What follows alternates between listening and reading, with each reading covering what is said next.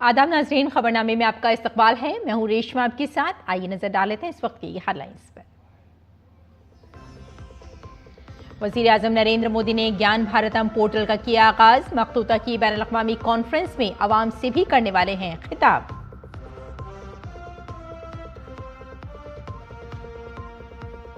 CP Radhakrishnan ने नायब सदर जमहूरिया के तौर पर हलफ लेने के बाद राज्यसभा चेयरमैन के ओहदे का संभाला चार्ज। पीएम मोदी ने उनके कामयाब मियाद की तकमील की जाहिर की ख्वाहिश। कई मरकजी वज़रा ने राधाकृष्णन को दी मुबारकबाद। दिल्ली और बंबई हाई कोर्ट में बम की खबर निकली अफवाह। तहकीकात में नहीं मिली कोई मशकूक चीज। एजेंसियों ने ईमेल भेजने वाले का सुराग लगाना किया शुरू। मॉरिशस के वजीर आजम डॉक्टर नवीन चंद्र राम गुलाम ने अयोध्या में श्री राम लला के किए दर्शन। उत्तर प्रदेश के वजीर आला योगी आदित्यनाथ भी उनके साथ रहे मौजूद। श्री वैष्णो देवी यात्रा 14 सितंबर से दोबारा होगी शुरू। श्राइन बोर्ड ने यात्रियों से की दुरुस्त शनाख्ती कार्ड साथ रखने और मशवरों पर अमल करने की अपील।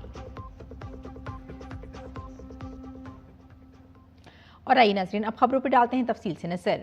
वज़ीर आज़म नरेंद्र मोदी ने नई दिल्ली के विज्ञान भवन में ज्ञान भारतम पर बैनुल-अक़वामी कॉन्फ्रेंस में शिरकत की।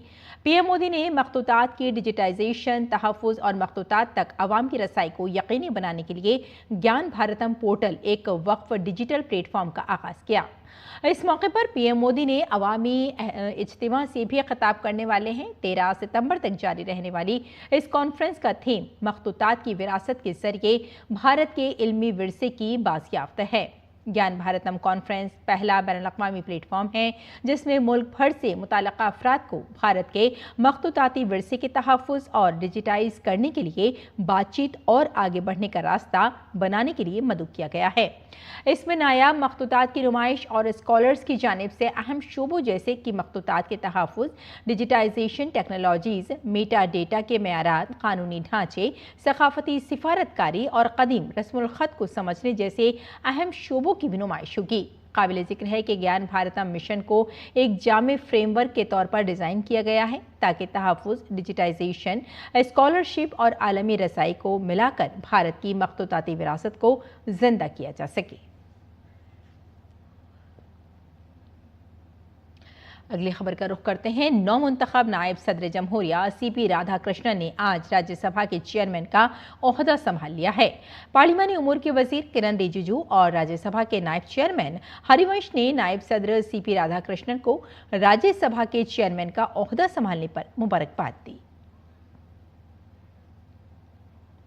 हलफ लेने के बाद नौमुंतखब नायब सदर सीपी राधाकृष्णन ने पार्लियामेंट के अहाते में एक दरख्त लगाकर प्रेरणा स्थल पर खराज अकीदत पेश किया।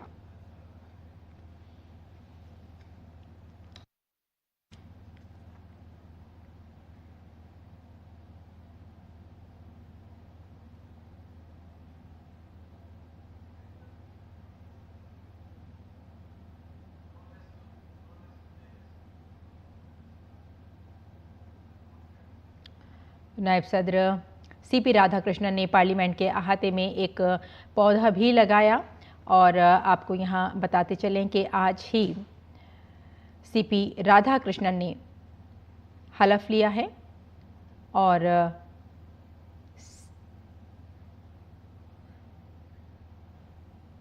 सदर जमहूरिया द्रौपदी मुर्मू ने राष्ट्रपति भवन में सीपी राधाकृष्णन को नायब सदर के ओहदे का हलफ दिलाया। हलफ बर्दारी की तकरीब में वजीर आजम नरेंद्र मोदी भी मौजूद थे।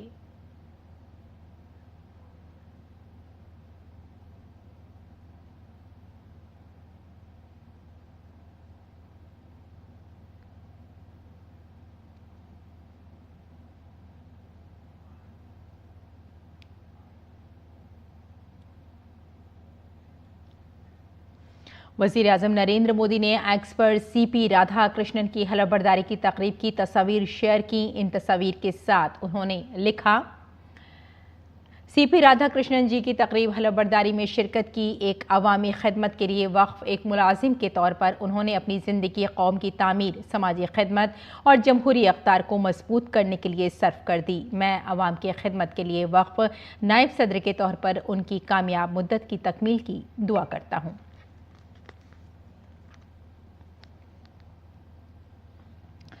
और नौ मुंतखब नायब सदर जमहूरिया CP राधाकृष्णन हलफ लेने के बाद राजघाट गए। नायब सदर CP राधाकृष्णन ने राजघाट जाकर बाबा कौम महात्मा गांधी को गुलहाए अक़ीदत नजर किए।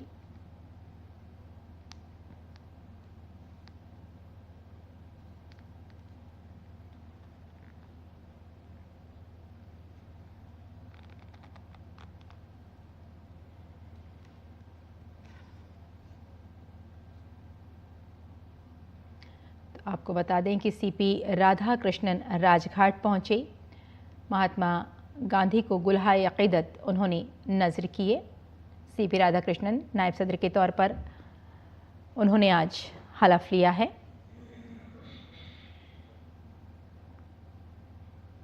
नौ मुंतखब नायब सदर जमहूरिया CP राधाकृष्णन चौधरी चरण सिंह की समाधि किसान घाट पहुंचे और उन्हें ख़राज अक़ीदत पेश किया।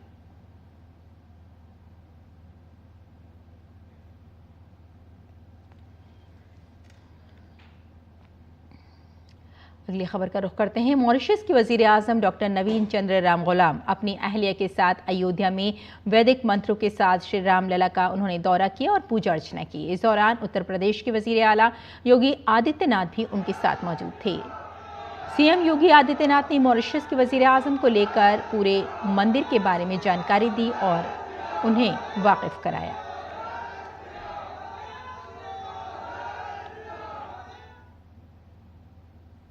मॉरिशस के वजीर आजम डॉक्टर नवीन चंद्र राम गुलाम भारत के दौरे पर हैं। इसी सिलसिले में उन्होंने DD न्यूज़ से खुसूसी गुफ्तगू की। गुफ्तगू के दौरान उन्होंने वजीर आजम को उनकी आने वाली सालगिरह के मौके पर मुबारकबाद दी। साथ ही उन्होंने कहा कि वो मॉरिशस में वजीर आजम मोदी की सालगिरह बहुत धूमधाम से मनाएंगे। Not a coincidence also, my father of the nation, my father, his birthday is on the 18th. We're going to celebrate his 125th birthday in Mauritius on the 18th.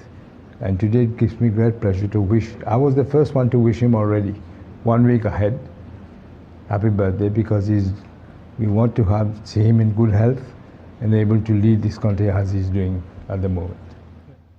इसके अलावा गुफ्तगू के दौरान उन्होंने वाराणसी के अपने दौरे को यादगार करार दिया। उन्होंने कहा कि आज तक ऐसा इस्तकबाल नहीं देखा। It's been tremendously successful. I was very touched when I landed at Varanasi. The people were on the street everywhere with flags. They've been waiting there for ages apparently. The welcome, even today, the welcome is tremendous. I've never seen this before. और वैष्णो देवी यात्रा जो खराब मौसम की वजह से आर्जी तौर पर बंद कर दी गई थी, इतवार यानी 14 सितंबर से दोबारा शुरू होगी। खराब मौसम और वैष्णो देवी के रास्ते की ज़रूरी देखभाल की वजह से यात्रा को आर्जी तौर पर बंद कर दिया गया था। श्री वैष्णो देवी श्राइन बोर्ड ने यात्रियों को मशवरा दिया है कि वो दुरुस्त शनाख्ती कार्ड रखें, मुकर्ररा रास्तों पर ही चलें और मुलाजमीन के साथ ताउन करें। इसके साथ ही लाइव अपडेट्स और बुकिंग सर्विस और हेल्पलाइन सपोर्ट के लिए श्राइन बोर्ड की ऑफिशियल वेबसाइट www.maavaishnodevi.org का इस्तेमाल करें। श्राइन बोर्ड ने आर्जी मौतली के दौरान तमाम अक़ीदतमंदों के सब्र और समझ बूझ के लिए उनका शुक्रिया अदा किया। और बिहार में कांग्रेस की तरफ से वजीर आजम नरेंद्र मोदी की वालिदा से मुताल्लिक एक AI वीडियो जारी होने के बाद एक नया तनाज़ा खड़ा हो गया है। कांग्रेस के इस वीडियो पर बीजेपी ने सख्त रद्द-ए-अमल जाहिर किया है। बीजेपी ने इस वीडियो को PM की मां, खवातीन और गरीबों की तौहीन करार दिया है। मरकजी वजीर गिरिराज सिंह ने कहा कि राहुल गांधी अपनी मां की इज्जत नहीं करते तो दूसरों की माओं की इज्जत कैसे करेंगे। ऐसे लोगों को न सिर्फ समाजी बल्कि कानूनी तौर पर भी सजा मिलनी चाहिए। राहुल गांधी अब इतना नीचे गिर गए हैं जैसे उनकी नकली मां है। उनको न मां का इज्जत का, अपने मां का इज्जत का ख्याल नहीं है, तो दूसरे की मां को कहां से वो सम्मान करेंगे। ये AI पर मोदी जी के मां को इस ढंग से, इन पर तो फ्रॉडिज्म का केस होनी चाहिए, जांच होनी चाहिए और ऐसे लोगों को सामाजिक रूप से नहीं कानूनी रूप से ऐसा सजा मिलनी चाहिए। ये कोई मतलब है? छी छी डूब करके मर जाओ। बिहार के नायब वजीर आला विजय कुमार सिन्हा ने AI से तैयार करदा वीडियो पर रद्द-ए-अमल जाहिर करते हुए कहा कि बिहार कांग्रेस बिहार की सकाफत और इख्तिदार से दूर चली गई है। ये अनारकी की अलामत है। हिंदुस्तानी सकाफत और इक़्तिदार में इस किस्म की जहनीत को कभी कबूल नहीं किया जाएगा। अवाम इसका जवाब देगी और उन्हें सबक सिखाएगी। बिहार कांग्रेस बिहार के संस्कृति संस्कार से दूर जा चुका है। ये अराजकता का प्रतीक है। ये पूरी तरह से जंगल राज के पाठशाला में ज्ञान प्राप्त किए हुए लोग हैं। ये जंगली लोग हैं और इस तरह की मानसिकता भारतीय संस्कृति और संस्कार में कभी स्वीकार नहीं होगा। जनता मालिक है, इसका जवाब देगा। ऐसे मानसिकता के लोगों को जनता सबक सिखाएगी। बीजेपी MP राधा मोहन दास अग्रवाल ने कांग्रेस पर हमला करते हुए कहा कि पार्टी डीप फेक टेक्नोलॉजी का इस्तेमाल करते हुए जाली वीडियोस बना रही है। उन्होंने इल्जाम लगाया कि पूरे मुल्क को गुमराह करने और मुल्क की माओं की तौहीन करने की कोशिश है। बिहार की राजनीति में एक और तो कांग्रेस माननीय प्रधानमंत्री को मां की गालियां दिलवाती है और जब उतने से भी उनका पेट नहीं भरा तो आर्टिफिशियल इंटेलिजेंस और डीप फेक का प्रयोग करके इस प्रकार के नकली फर्जी वीडियोस बना करके पूरे देश को भ्रमित करने का और देश की माताओं को अपमानित करने का काम कर रही है। वज़ीर-ए-आज़म नरेंद्र मोदी हफ्ते को मिजोरम में बैराबी सैरांग नई रेलवे लाइन का इफ्तिताह करेंगे। 8070 करोड़ रुपए से ज्यादा की लागत का ये प्रोजेक्ट पहली बार मिजोरम की राजधानी को भारतीय रेलवे नेटवर्क से जोड़ेगा। डालते हैं इस पर एक तफसीली नजर।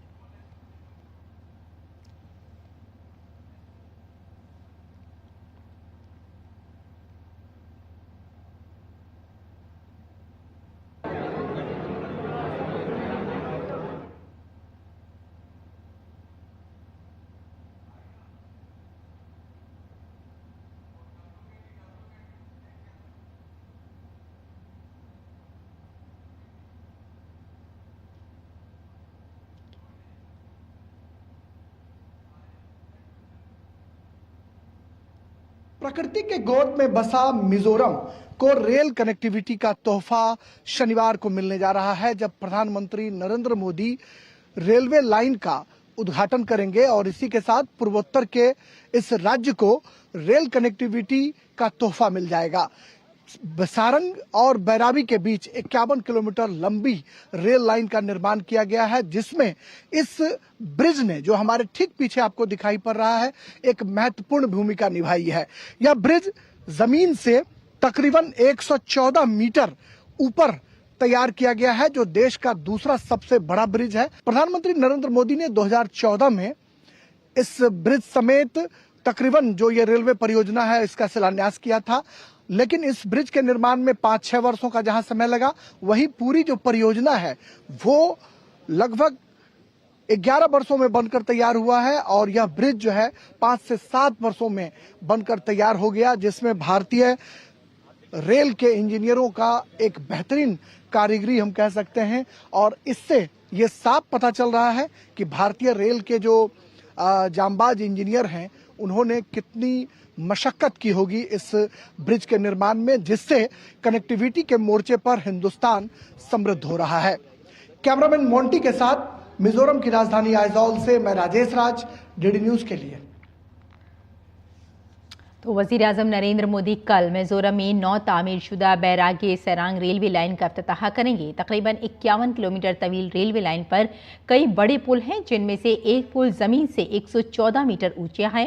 डीडी न्यूज की टीम ने इसी पुल पर पहुंचकर सूरत हाल का जायजा लिया और मिजोरम के लोगों के लिए इसकी अहमियत बताई।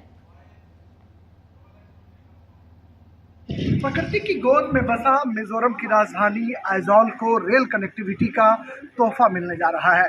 भारतीय रेल की कुशल इंजीनियरिंग का नमूना अगर आपको देखना हो तो आइजॉल में आकर आप इस ब्रिज को देख सकते हैं, जो बैराबी और सारंग के बीच जो रेल लाइन स्थापित किया गया है उसको कहीं ना कहीं कनेक्ट करने में इस ब्रिज ने बहुत बड़ी भूमिका निभाई है।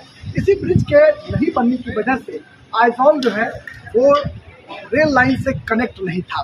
पंबन ब्रिज, अंजी ब्रिज, चिनाब ब्रिज, ये जो तमाम उपलब्धियां हैं भारतीय रेल की, इन उपलब्धियों के बाद यह ब्रिज भारतीय रेल का एक अद्भुत नमूना है जो धरती से 114 मीटर की ऊंचाई पर बना हुआ है। और इस ब्रिज को बनाने में तकरीबन 6 वर्ष से भी ज़्यादा का वक्त लगा है।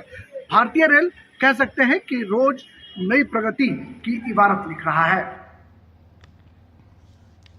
और दिल्ली पुलिस ने दिल्ली हाई कोर्ट में बम की खबर को अफवाह करार दिया है। दिल्ली पुलिस ने सोशल मीडिया पर पोस्ट करके बताया कि अदालत के अहाते में बम की इत्तला मिलने पर फौरी कार्रवाई की गई। इसके तहत दिल्ली पुलिस की टीम, बम डिस्पोजल स्क्वाड और डॉग स्क्वाड ने अदालत के अहाते में पहुंचकर जांच की, लेकिन कुछ नहीं मिला। दिल्ली पुलिस ने अब किसी भी किस्म की अफवाहों पर तवज्जो न देने की अपील की है। आपको बता दें कि आज सुबह दिल्ली हाई कोर्ट में बम की धमकी वाली ईमेल मौसूल हुई थी। एहतियात के तौर पर हाई कोर्ट के पुरानी जो इमारत थी उसे खाली करा लिया गया था और साथ में आपको ये भी बता दें कि जो उनको मुलतवी कर दिया गया था। ईमेल में जजों के कमरे और अदालत के अहाते में 3 बम होने की इत्तला दी गई थी। दिल्ली हाई कोर्ट के बाद बम्बई हाई कोर्ट को भी बम रखे होने की धमकी भरा ईमेल मिला, जिसके बाद बॉम्बे हाई कोर्ट के अहाते को खाली करा लिया गया और अदालती कार्रवाई रोक दी गई। फिलहाल जांच में कुछ नहीं मिला। जांच एजेंसियां ईमेल भेजने वाले का पता लगाने की कोशिश में मसरूफ हैं। मुंबई हाई कोर्ट में बम ब्लास्ट की धमकी मिली है, उसके वजह से सब कोर्ट वैकेंट कर दिए गए हैं और जो भी बार रूम्स है, जो लिटिगेंट्स आए हैं, जो पक्षकार आए हैं, उनको भी बाहर जाने के लिए अपील पुलिस ने की है। पुलिस की अभी उधर जांच चल रही है। और पंजाब में शदीद सैलाब से होने वाली तबाही से अब तक 2214 गांव मुतासिर हुए हैं। वहीं 55 अफराद हलाक और 3 लापता हैं। इसके अलावा 23,337 अफराद को महफूज मकामात पर मुंतकिल किया गया है और 3,88,508 अफराद बेघर हो चुके हैं। अब तक रियासत में तकरीबन 2 लाख हेक्टेयर पर लगी फसलों को नुकसान पहुंचा है।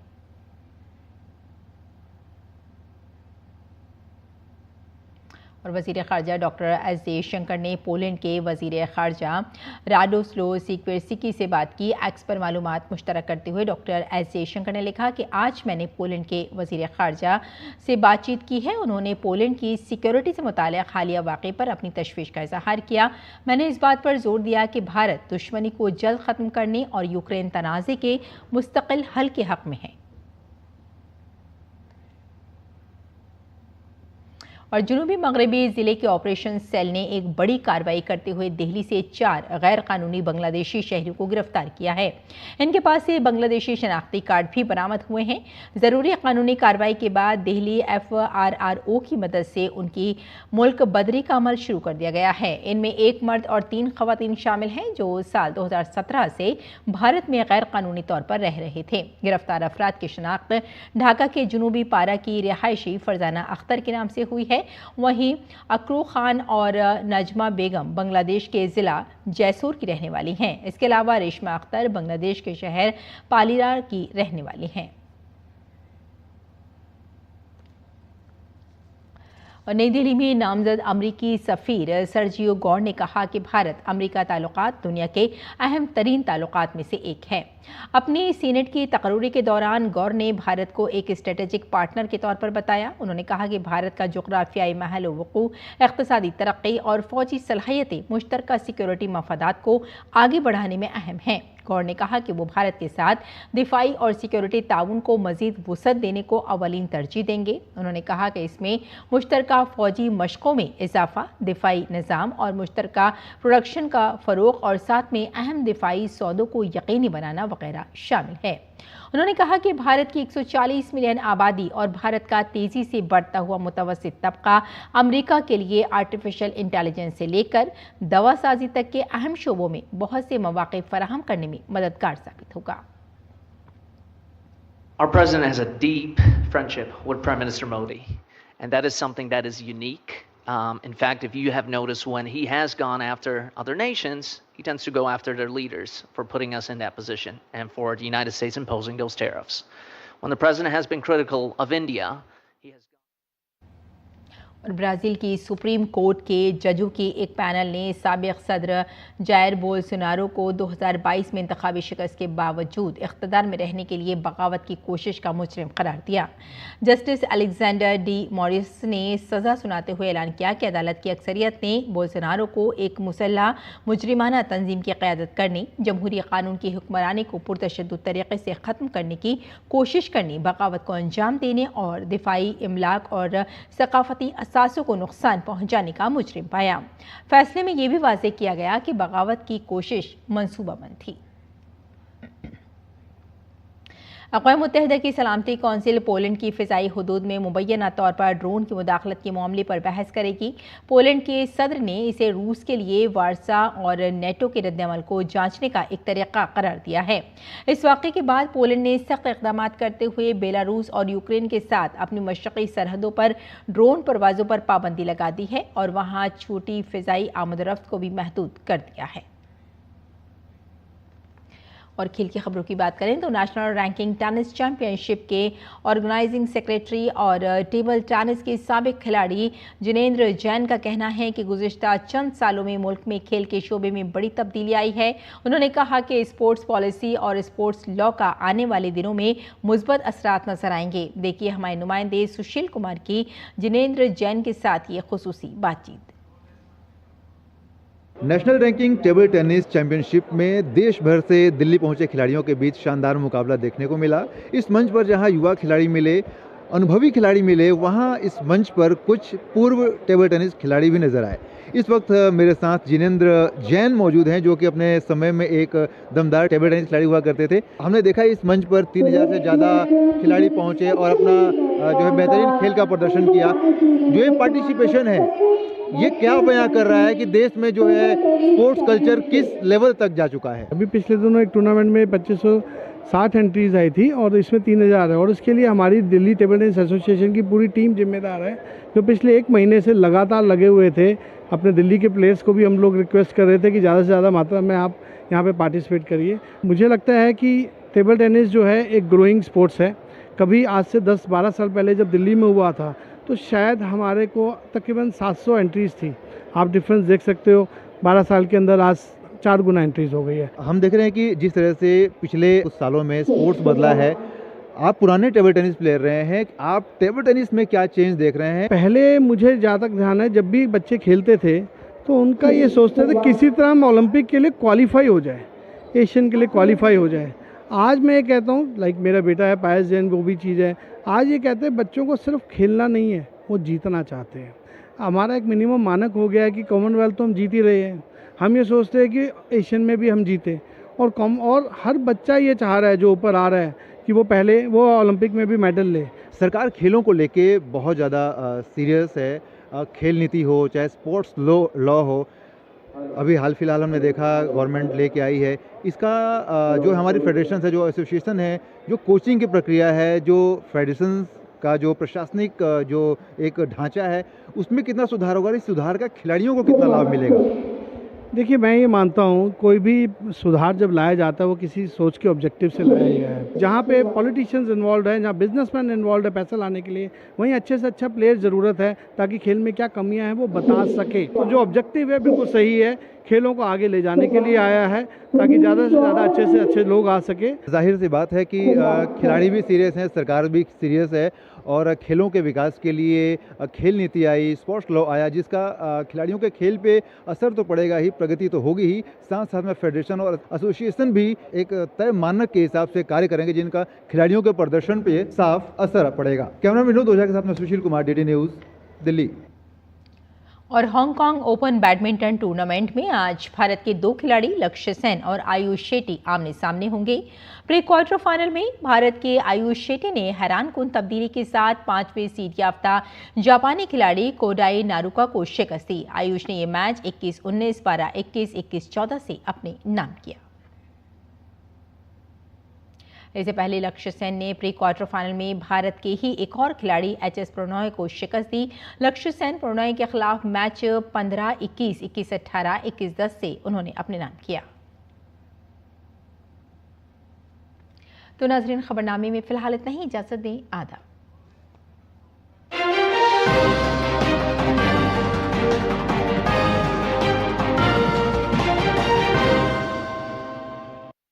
सावधान श्रीराम, सावधान लक्ष्मण।